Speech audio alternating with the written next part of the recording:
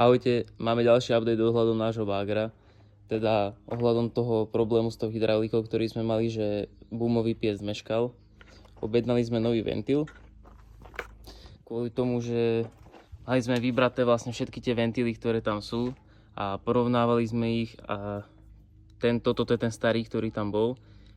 Má toto vylagrované a aj toto sa občas zasekne.